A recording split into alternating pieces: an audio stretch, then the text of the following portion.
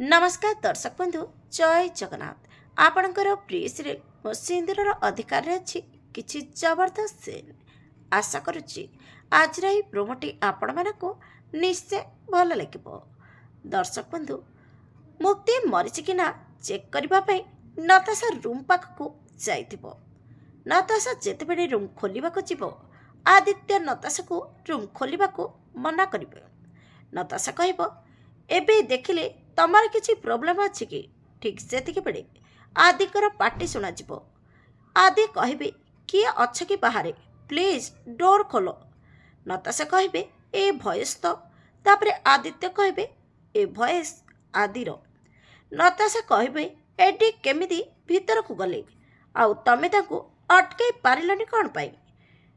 एपटे आदि I am sorry मुक्ति से दिन पहाड़े भी मु तुमको बंचाई पारि नथिली किंतु आज भी तुमको बंचाइबा मोर ड्यूटी और मोर कर्तव्य।